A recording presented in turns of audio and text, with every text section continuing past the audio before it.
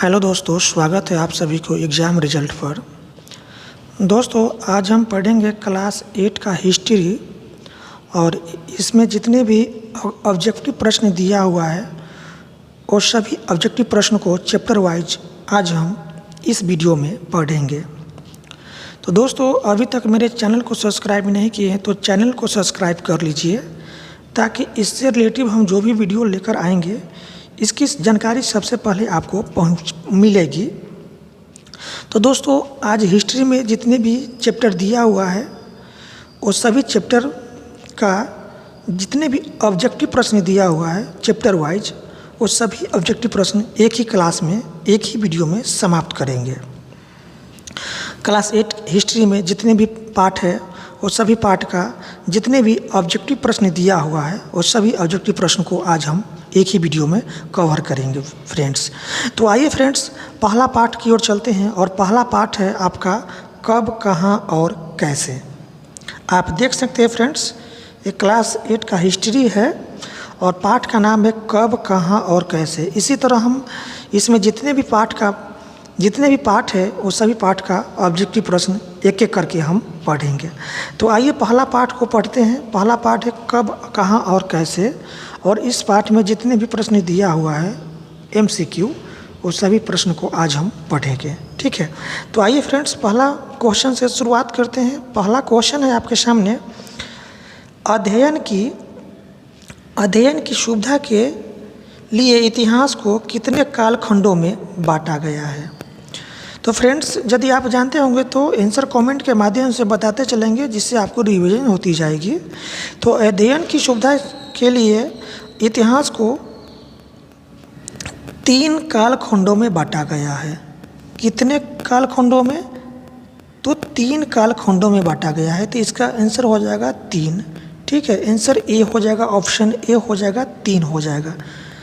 अगले प्रश्न की ओर चलते हैं फ्रेंड्स। अगले प्रश्न है आपके सामने, प्रश्न 2 है यहाँ पर आपके सामने, यूरोप में आधुनिक काल कब से प्रारंभ हुआ। तो यूरोप में आधुनिक काल जो है फ्रेंड्स यह 15वीं से 16वीं सदी में आरंभ हुआ था। तो इसका राइट आंसर हो जाएगा 15वीं से 16वीं सदी। अगले क्वेश्चन की ओर चलते हैं, क्वेश्चन नंबर 3 की ओर। क्वेश्चन नंबर 3 है, क्वेश्चन 3 आपके सामने है, अमेरिका की खोज किसने किया। तो आप जानते हैं कि अमेरिका का खोज वास्को डी गामा ने किया था। किसने किया था? वास्को डी गामा ने किया था, ठीक है। सॉरी, ये वास्को डी गामा जो था यह भारत की खोज किया था और अमेरिका का खोज किया था कोलंबस। किसने किया था? कोलंबस किया था, ठीक है, याद रखेंगे। अमेरिका की खोज किया था कोलंबस और भारत का खोज किया था वास्को डी गामा, ठीक है। अगले प्रश्न की ओर चलते हैं, प्रश्न नंबर 4 की ओर। प्रश्न नंबर 4 है आपके सामने, भारत की खोज किसने किया था। अभी जस्ट बताएं कि भारत की खोज जो है वास्को डी गामा ने किया था। वास्को डी गामा ने किया था। कब किया था? तो 1498 में, याद रखेंगे, 1498 में। अगले प्रश्न की ओर चलते हैं, प्रश्न नंबर 5 की ओर। प्रश्न नंबर 5 है, कोलंबस ने अमेरिका की खोज कब किया था।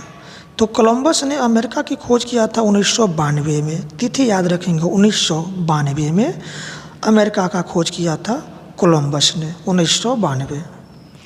अगले प्रश्न की ओर चलते हैं, प्रश्न नंबर 6 है आपके सामने, कोलंबस कहाँ का रहने वाला था। तो फ्रेंड्स, कोलंबस जो था यह स्पेन का रहने वाला था। कहाँ का रहने वाला था? स्पेन का रहने वाला था। अगले प्रश्न की ओर चलते हैं, प्रश्न नंबर 7 की ओर चलते हैं। प्रश्न नंबर 7 है आपके सामने, पुर्तगाल का रहने वाला कौन था।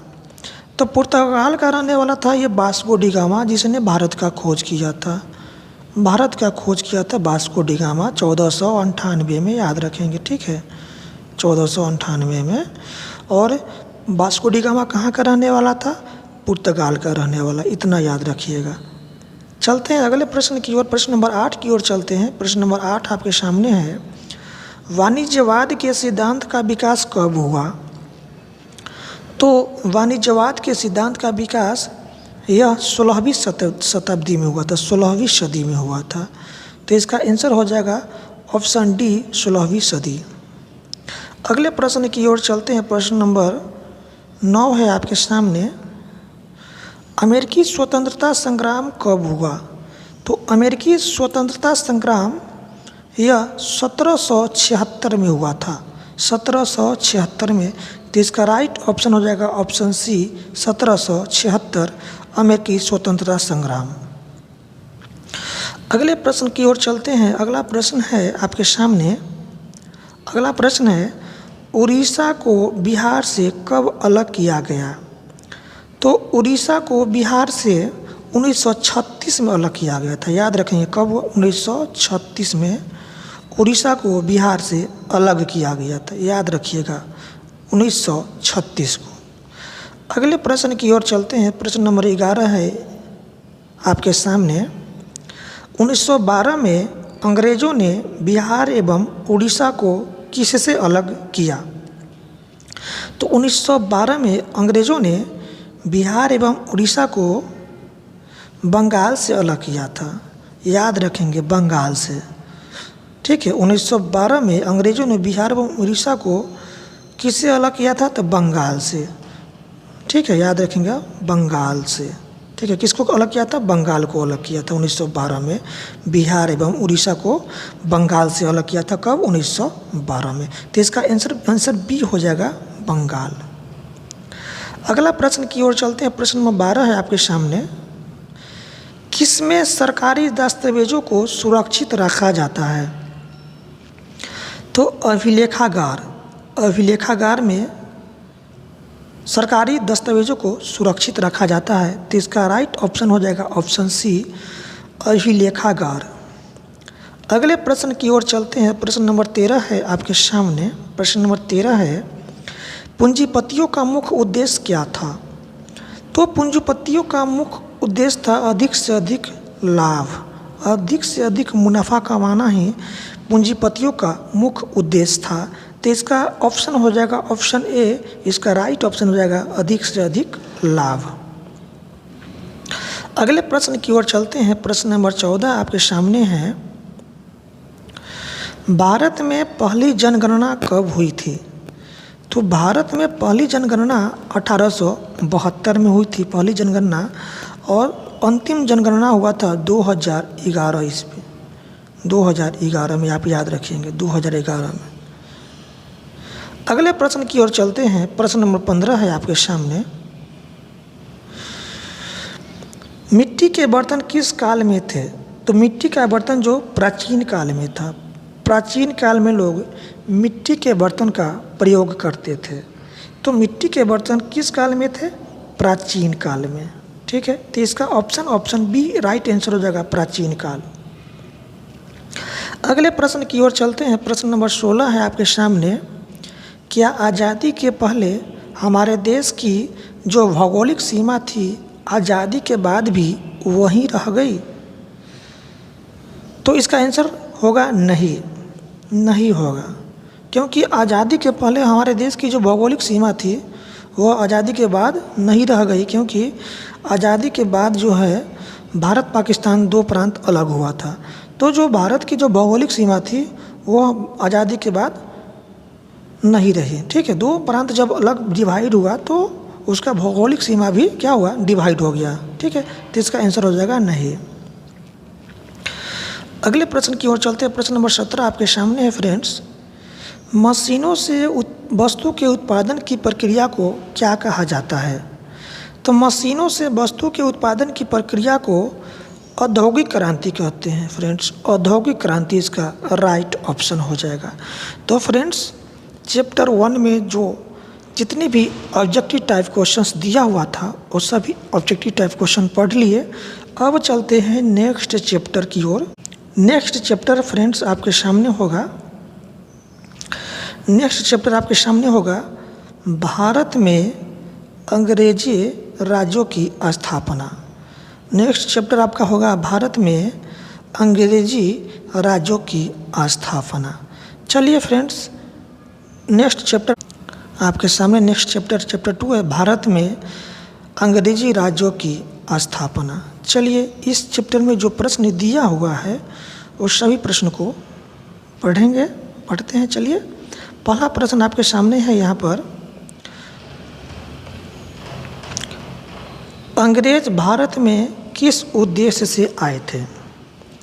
तो अंग्रेज भारत में व्यापार करने के लिए आए थे, तो इसका आंसर हो जाएगा व्यापार करने के लिए। इसका आंसर हो जाएगा व्यापार करने के लिए। ऑप्शन बी इसका राइट आंसर हो जाएगा, व्यापार करने के उद्देश्य से अंग्रेज जो है भारत में आए थे। अगले प्रश्न की ओर चलते हैं फ्रेंड्स। अगला प्रश्न आपके सामने है। अगला प्रश्न फ्रेंड्स है, आरंभ में भारत तथा यूरोप के व्यापारिक संबंध किस व्यापारियों के कारण स्थापित हुआ? तो फ्रेंड्स इसका आंसर हो जाएगा अरबों के कारण। क्या होगा? अरबों के कारण होगा। आरंभ में भारत तथा यूरोप के व्यापारिक संबंध जो है वो अरबों के कारण क्या हुआ था? स्थापित हुआ था। अगले प्रश्न की ओर चलते हैं फ्रेंड्स। अगला प्रश्न आपके सामने है। अगला प्रश्न है, किस शताब्दी के लगभग यूरोप के व्यापारी लाल सागर होते हुए स्थल मार्ग द्वारा भारत आने जाने लगा था? तो ये हुआ था 15वीं सदी में। क्या होगा? 15वीं सदी में यूरोप के व्यापारी लाल सागर से होते हुए स्थल मार्ग द्वारा भारत आने जाने लगे थे। तो इसका ऑप्शन डी हो जाएगा 15वीं शताब्दी। नेक्स्ट क्वेश्चन है आपके सामने। नेक्स्ट क्वेश्चन है क्वेश्चन 4 है, सबसे पहले समुद्री मार्ग से भारत पहुंचने वाला नाविक व्यापारी कौन था? तो सबसे पहले समुद्री मार्ग से भारत पहुंचने वाला नाविक यह था आपका वास्को डी गामा। ठीक है, कौन था? वास्को डी गामा ही सबसे पहले समुद्र के रास्ते भारत में पहुंचा था। ठीक है, तो इसका आंसर हो जाएगा कौन सा पुर्तगाली था? यह था वास्को डी गामा। अगला क्वेश्चन की ओर चलते हैं। अगला क्वेश्चन आपके सामने है, वास्को डी गामा 1948 में भारत के किस तट पर पहुंचा था?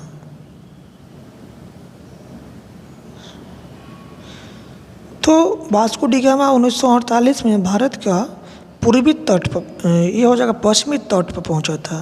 किस तट पर? पश्चिमी तट पर पहुंचा था। अगले प्रश्न की ओर चलते हैं। प्रश्न नंबर 6 है आपके सामने। ईस्ट इंडिया कंपनी की स्थापना कब हुआ था? तो ईस्ट इंडिया कंपनी की स्थापना जो है यह हुआ था 1600 ईस्वी में। 1600 हो जाएगा इसका आंसर। ईस्ट इंडिया कंपनी की स्थापना कब हुआ था? 1600 में।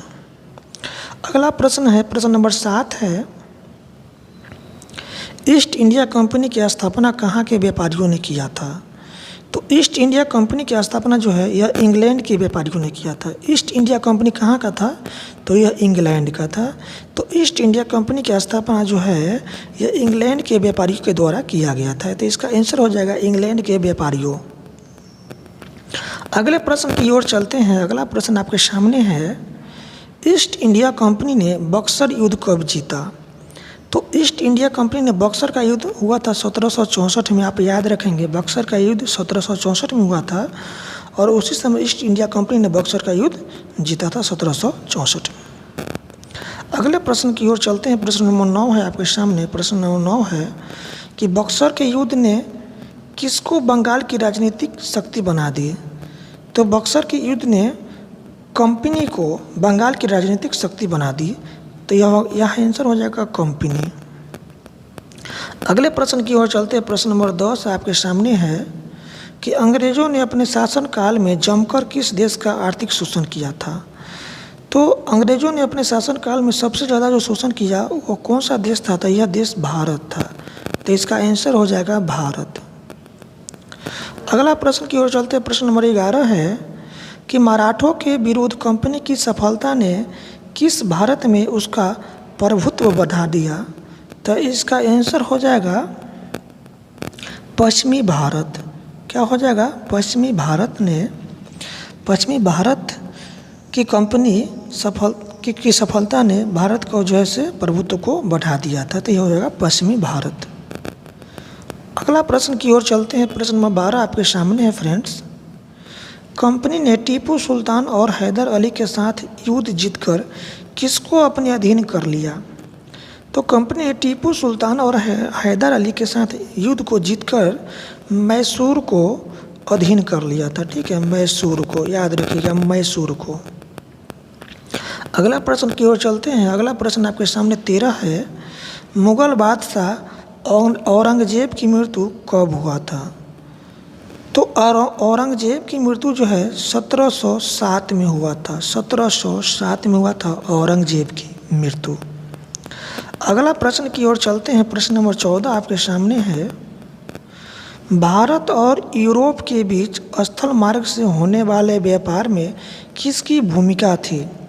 तो भारत और यूरोप के बीच स्थल मार्ग से होने वाले व्यापार में यह फ्रांस के व्यापारियों का भूमिका थी। फ्रांस का व्यापारी हो जाएगा, ठीक है।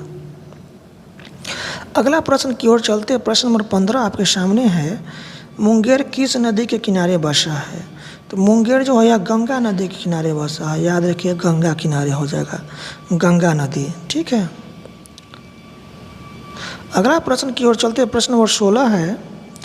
दस्तक अंग्रेज पदाधिकारियों द्वारा निर्गत किया गया एक प्रमाण पत्र था जिसको दिखाने पर क्या नहीं लगता था? तो इसका आंसर हो जाएगा व्यापारिक शुल्क। व्यापारिक शुल्क हो जाएगा, व्यापारिक शुल्क इसका आंसर हो जाएगा। दस्तक अंग्रेज पदाधिकारियों द्वारा निर्गत किया गया एक प्रमाण पत्र था जिसको दिखाने पर व्यापारिक शुल्क नहीं लगता था। अगले प्रश्न की ओर चलते हैं। प्रश्न नंबर 17 आपके सामने है। मुंगेर गंगा नदी के किनारे किस शासक का किला है? तो मुंगेर गंगा नदी के किनारे मीर कासिम का किला है, ठीक है। मीर कासिम का किला है। मुंगेर गंगा नदी के किनारे जो किला बना हुआ है वह किस शासक का किला है? तो मीर कासिम का है, ठीक है। मीर कासिम इसका आंसर हो जाएगा। तो इसमें चैप्टर 2 में जितने भी प्रश्न दिया हुआ था वो सभी प्रश्न पढ़ लिए। अब चलते हैं इसका नेक्स्ट चैप्टर की ओर। नेक्स्ट चैप्टर है आपके सामने। चैप्टर का नाम है फ्रेंड्स, देख सकते हैं चैप्टर का नाम है नेक्स्ट चैप्टर 3 है और चैप्टर का नाम है ग्रामीण जीवन और समाज। ग्रामीण जीवन और समाज इसका नेक्स्ट चैप्टर है, अगला पार्ट है। चलिए पढ़ते हैं। पाठ का नाम है ग्रामीण जीवन और समाज। पहला क्वेश्चन आपके सामने है। आरंभ से ही कहाँ की अधिकांश आबादी गांव में रहती आई है? तो इसका आंसर हो जाएगा भारत।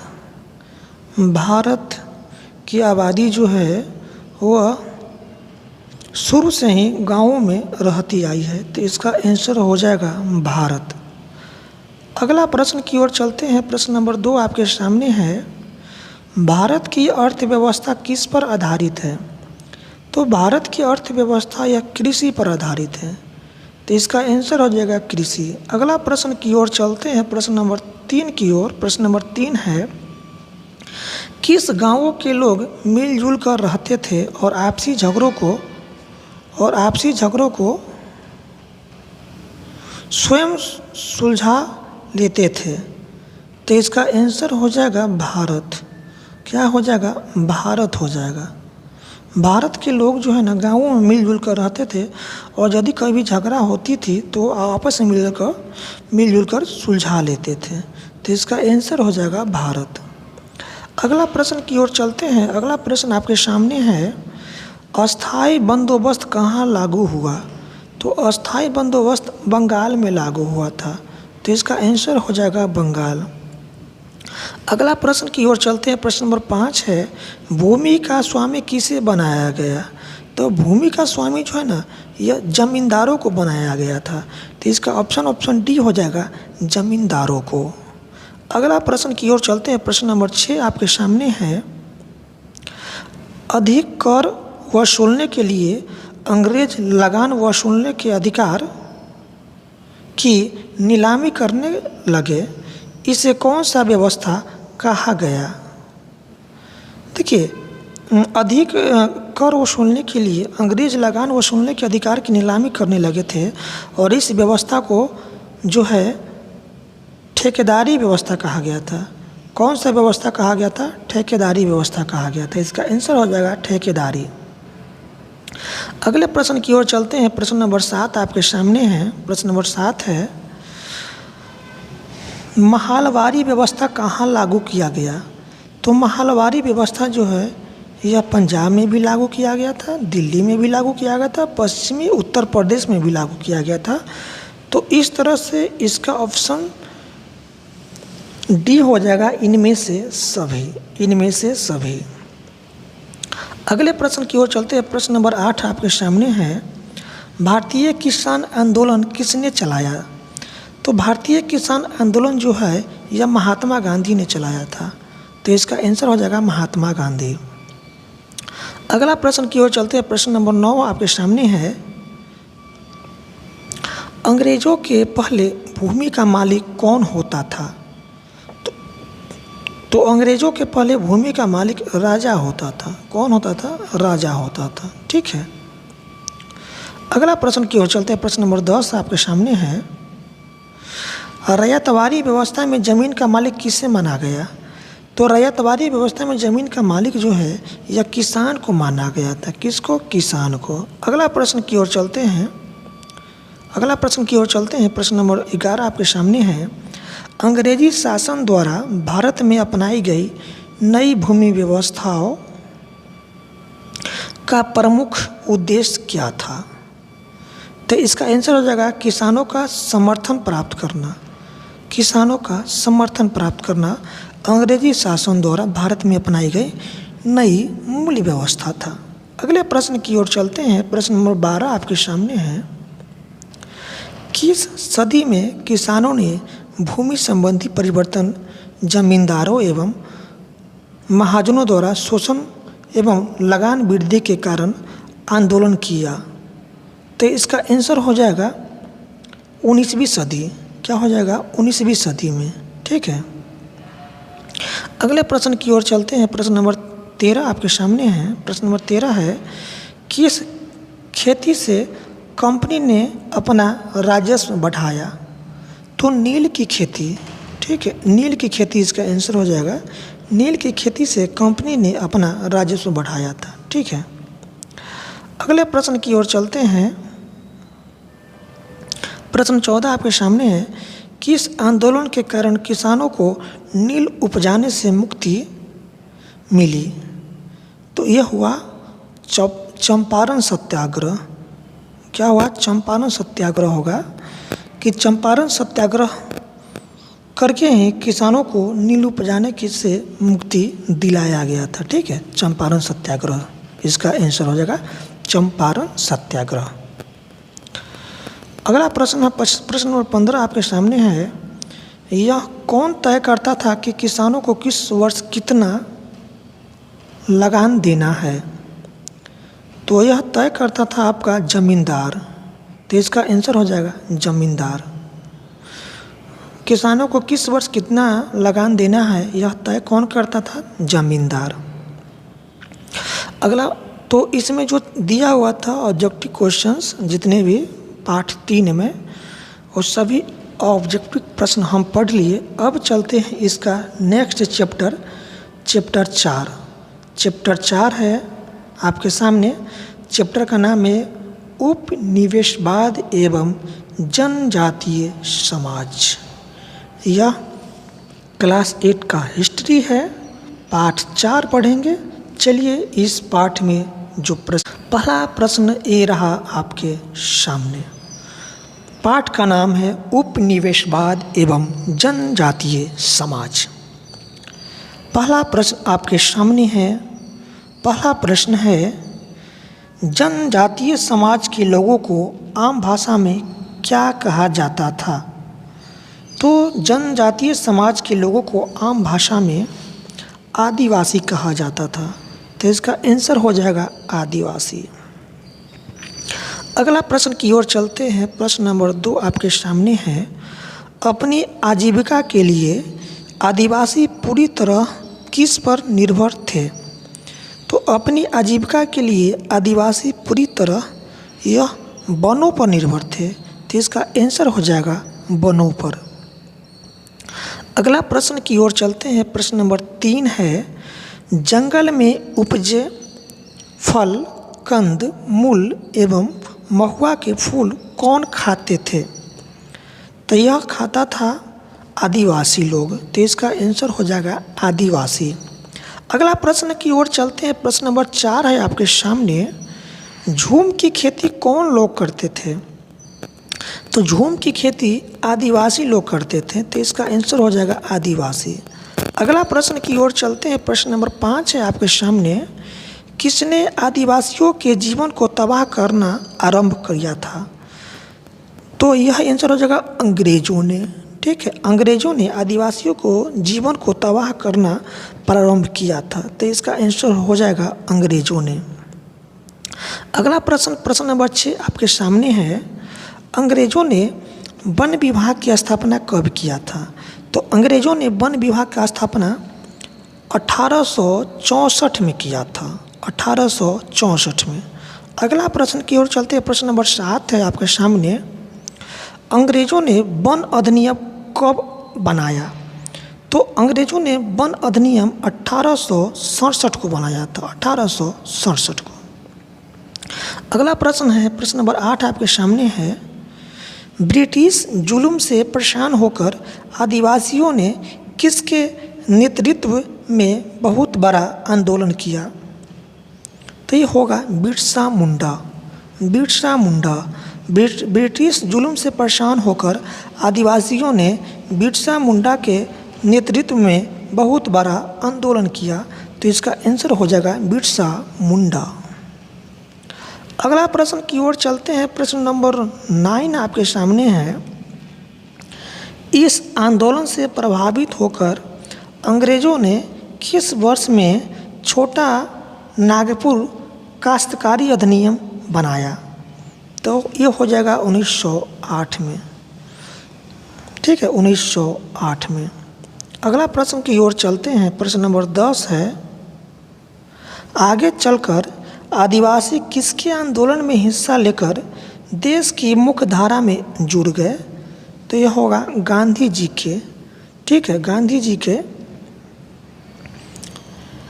मुख्य धारा से जुड़ गए थे आदिवासी लोग। अगला प्रश्न की ओर चलते हैं। प्रश्न नंबर 11 आपके सामने है। प्रश्न नंबर 11 है, आगे चलकर आदिवासी गांधी जी के किस आंदोलन में जुड़े थे? तो ये हो जाएगा सविनय अवज्ञा आंदोलन। ठीक है, सविनय अवज्ञा आंदोलन में आदिवासी जो लोग थे वो जुड़ गए थे। अगला प्रश्न की ओर चलते हैं। प्रश्न नंबर 12 आपके सामने है, नागा जनजाति की मांग पर किस वर्ष में नागालैंड नामक राज्य का गठन किया गया? तो नागा जनजाति की मांग पर नागालैंड का राज्य का गठन जो है यह 1963 में हुआ था। आप याद रखिएगा, नागालैंड राज्य का स्थापना जो है, गठन जो है, यह 1963 में हुआ था। और किसके मांग पर हुआ था? तो नागा जनजाति के मांग पर। अगला प्रश्न की ओर चलते हैं। प्रश्न नंबर 13 आपके सामने है, दीकू किसे कहा जाता था? तो दीकू जो है यह गैर आदिवासी लोग को कहते थे। दीकू, गैर आदिवासी को दीकू कहा जाता था। तो इसका आंसर होगा गैर आदिवासी। अगला प्रश्न की ओर चलते हैं। प्रश्न नंबर 14 है, बिरसा मुंडा किस क्षेत्र के निवासी थे? तो बिरसा मुंडा जो थे यह संथाल परगना क्षेत्र के निवासी था। संथाल इसका राइट ऑप्शन हो जाएगा। अगला प्रश्न की ओर चलते हैं। प्रश्न नंबर 15 आपके सामने है, संथालों के संघर्ष के कारण किस वर्ष में बिहार का विभाजन करके झारखंड राज्य का निर्माण किया गया था? तो इसका आंसर हो जाएगा 15 नवंबर 2000। 15 नवंबर 2000 को झारखंड राज्य का गठन हुआ था। 15 नवंबर 2000 को झारखंड राज्य का गठन हुआ था। ठीक है, अगला प्रश्न की ओर चलते हैं। प्रश्न नंबर 16 है, झारखंड राज्य किस राज्य के विभाजन के परिणाम स्वरूप बना?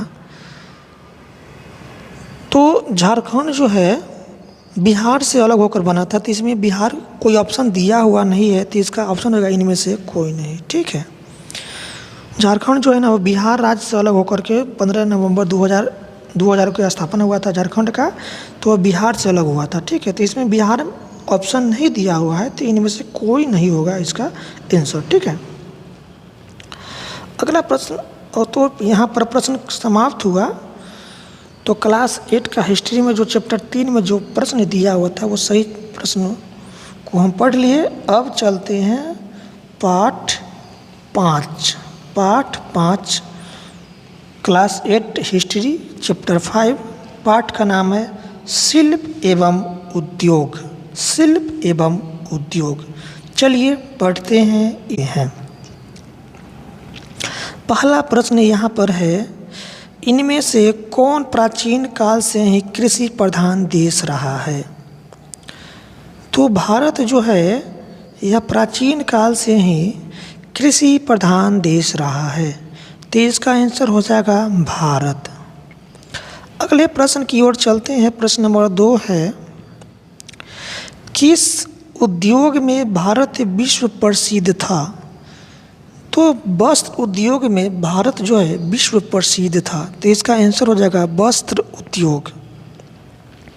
अगला प्रश्न है, प्रश्न नंबर 3 आपके सामने है, भारत में ब्रिटिश शासन स्थापित होने के बाद भारतीय शिल्प तथा उद्योग की स्थिति क्या हुई?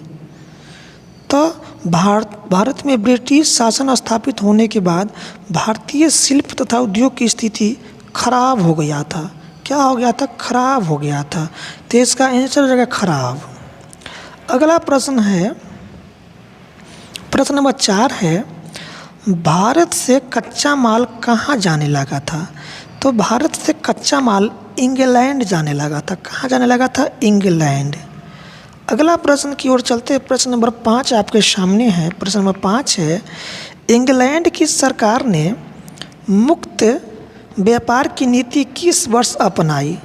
तो अगर इंग्लैंड की सरकार ने मुक्त व्यापार नीति यह 1813 में अपनाया था। 1813 इसका आंसर हो जाएगा। अगला प्रश्न की ओर चलते हैं। प्रश्न नंबर 6 आपके सामने है, जमशेद जी टाटा ने झारखंड राज्य के साक्षी नामक स्थान पर लोहे का एक बड़ा कारखाना स्थापित कब किया था? तो कब किया था? 1907 में। आप याद रखिएगा, झारखंड में जमशेद जी टाटा द्वारा लोहे का एक कारखाना स्थापित किया गया था। वह किस वर्ष किया गया था? 1907 में। आप याद रखेंगे 1907। अगले प्रश्न की ओर चलते हैं। प्रश्न नंबर 7 आपके सामने है, 18वीं शताब्दी में भारत का प्रमुख उद्योग निम्नलिखित में से कौन था? तो 18वीं शताब्दी में भारत का प्रमुख उद्योग जो है यह वस्त्र उद्योग था। क्या था? वस्त्र उद्योग। तो इसका आंसर हो जाएगा वस्त्र उद्योग।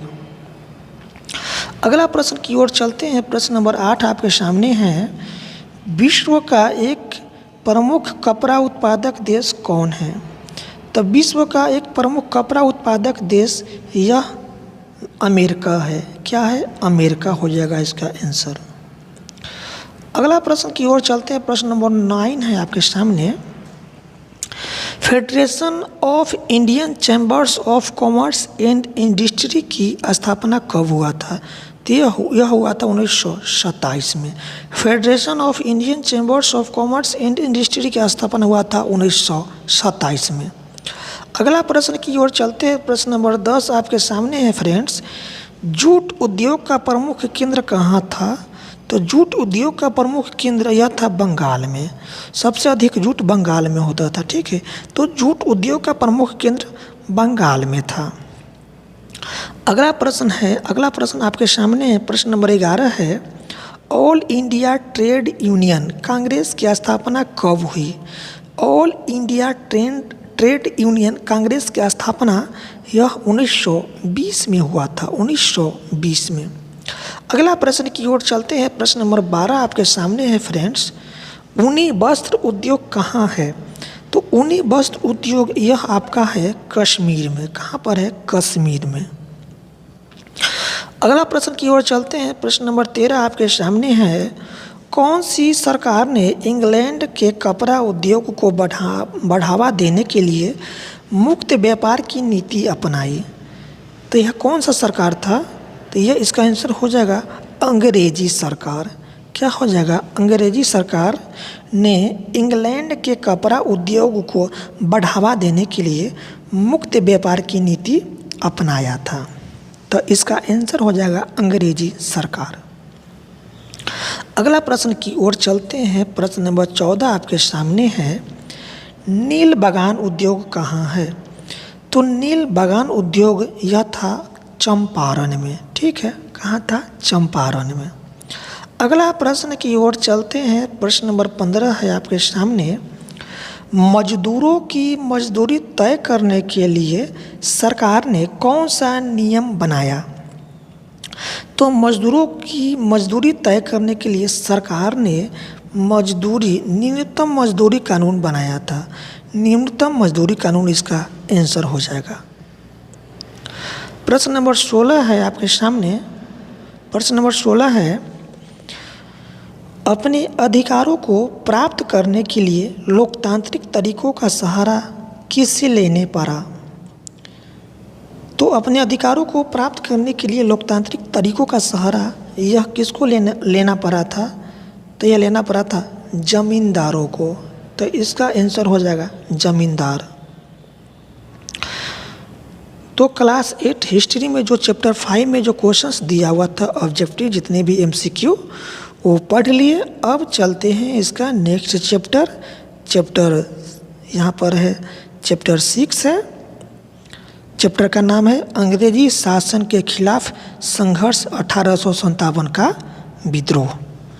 इसका अगला चैप्टर है। चलिए इस चैप्टर में जो प्रश्न, पहला क्वेश्चन आपके सामने है।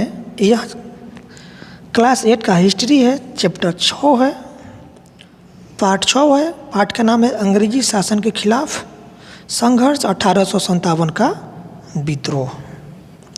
चलिए पढ़ते हैं इसमें जो प्रश्न दिया हुआ है इस पाठ में। तो पहला प्रश्न आपके सामने है। 1857 का विद्रोह किसने किया था? तो 1857 का विद्रोह यह सैनिकों ने किया था। किसने किया था? सैनिकों ने। अगला प्रश्न की ओर चलते हैं। प्रश्न नंबर 2 है। सिपाही विद्रोह के नाम से किसे जाना जाता है? तो सिपाही विद्रोह के नाम से 1857 के विद्रोह को सिपाही विद्रोह के नाम से जाना जाता है। तो इसका आंसर हो जाएगा 1857। अगला प्रश्न है। प्रश्न नंबर 3 है। सैनिकों के बीच कौन सा अफवाह फैली हुई थी? तो सैनिकों के बीच राइफल की कारतूस वाला अफवाह फैली हुई थी। तो इसका आंसर हो जाएगा राइफल की कारतूस। अगला प्रश्न की ओर चलते हैं। प्रश्न नंबर 4 है। राइफल में किसका चर्बी लपेटा गया था जिसके कारण 1857 का विद्रोह हुआ था? तो राइफल में जो था यह गाय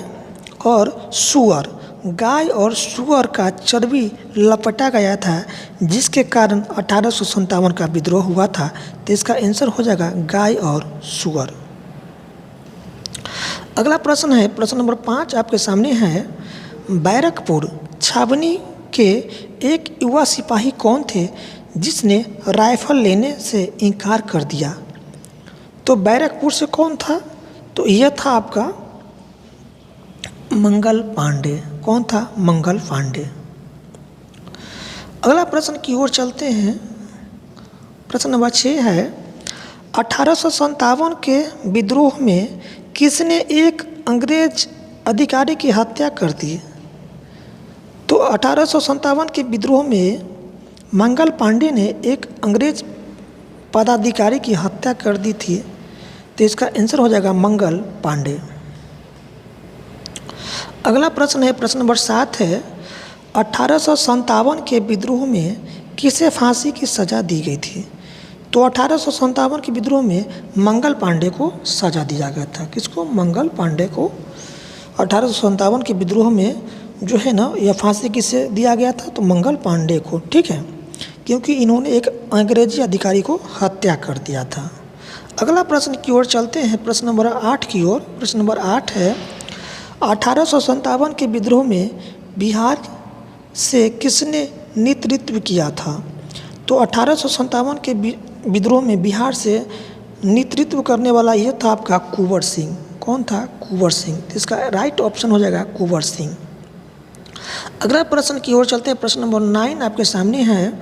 1857 का विद्रोह कहाँ से प्रारंभ हुआ था? तो 1857 का विद्रोह यह हुआ था मेरठ से। कहाँ से हुआ था? मेरठ से। तो याद रखिएगा मेरठ।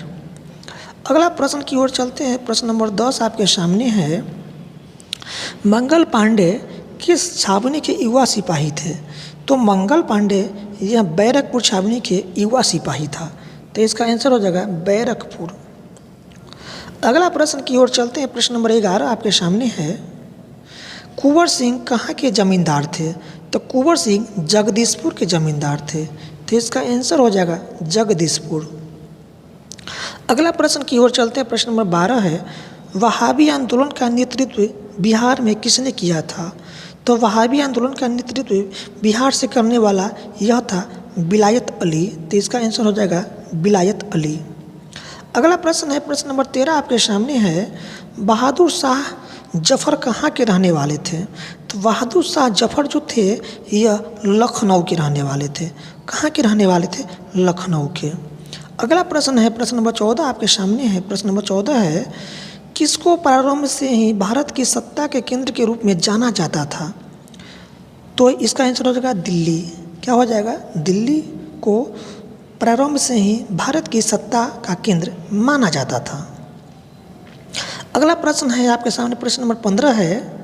किस विद्रोह के बाद ब्रिटिश संसद द्वारा कानून बनाकर भारत से ईस्ट इंडिया कंपनी का शासन समाप्त कर दिया गया? तो इसका आंसर हो जाएगा आपका 1857 के विद्रोह। 1857 के विद्रोह के बाद ब्रिटिश संसद द्वारा कानून बनाकर भारत से ईस्ट इंडिया कंपनी का शासन समाप्त कर दिया गया था। ठीक है। अगला प्रश्न की ओर चलते हैं, प्रश्न नंबर 16 आपके सामने है। किसको इस्तेमाल करने से पहले उसे दांत से काटना पड़ता था, जिसके कारण 1857 का विद्रोह हुआ था? तो ये हो जाएगा चर्बी वाला कारतूस। चर्बी वाला कारतूस इस्तेमाल करने से पहले उसे दांत से काटना पड़ता था, जिसके कारण 1857 का विद्रोह हुआ था। ठीक है। और राइफल में सुअर और गाय का चर्बी लपटा हुआ था कारतूस में। ठीक है। जो राइफल वाला कारतूस वाला जो राइफल था, उसमें गाय और सुअर का चर्बी लपटा हुआ था, जिसको मुंह में लेने से सैनिकों ने इनकार कर दिया था। ठीक है।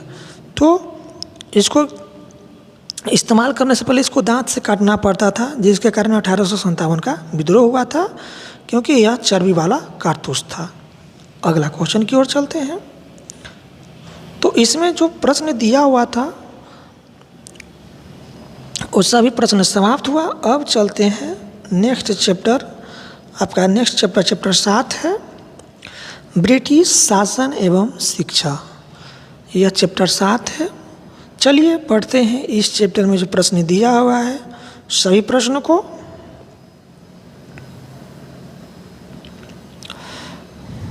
पहला प्रश्न आपके सामने है, देख सकते हैं। पहला प्रश्न है, अपने शासनकाल के पहले कितने वर्षों तक अंग्रेजों ने भारत में शिक्षा के क्षेत्र में कोई भी न्याय काम नहीं किया? तो यह 60 साल तक। ठीक है। 60 वर्ष तक के शासनकाल में अंग्रेजों ने भारत में शिक्षा के क्षेत्र में कोई काम नहीं किया था। ठीक है।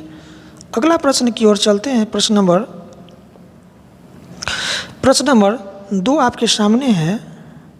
1813 ईस्वी में ब्रिटिश संसद ने एक कानून बनाकर भारत के शिक्षा क्षेत्र में प्रति वर्ष कितने लाख रुपए खर्च करने का निश्चय किया था, तो यह हो जाएगा 1 लाख।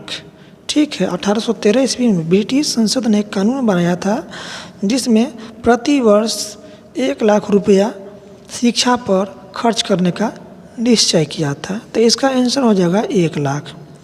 अगला प्रश्न की ओर चलते हैं। प्रश्न नंबर 3 आपके सामने है, अंग्रेज सरकार ने आधुनिक शिक्षा अधिनियम कब पारित किया? तो अंग्रेज सरकार ने आधुनिक शिक्षा अधिनियम जो है यह कब पारित किया था? 1835 में किया था। 1835 में किया था आधुनिक शिक्षा अधिनियम पास अंग्रेज। अगला क्वेश्चन है, क्वेश्चन नंबर 4 आपके सामने है, आधुनिक शिक्षा अधिनियम, इस अधिनियम के तहत यह तय किया गया कि शिक्षा का माध्यम क्या रखा जाए? तो आधुनिक शिक्षा अधिनियम में यह तय किया गया था कि शिक्षा का माध्यम अंग्रेजी रखा जाए। ठीक है, अंग्रेजी इसका राइट ऑप्शन हो जाएगा, क्योंकि अंग्रेज़ों को हिंदी नहीं बोलने आता था, इसलिए अंग्रेज़ों ने आधुनिक शिक्षा अधिनियम के तहत शिक्षा का माध्यम अंग्रेजी रखा था। अगले प्रश्न की ओर चलते हैं। प्रश्न नंबर 5 आपके सामने है, उच्च शिक्षा को नियमित करने के लिए 1857 में कहाँ विश्वविद्यालय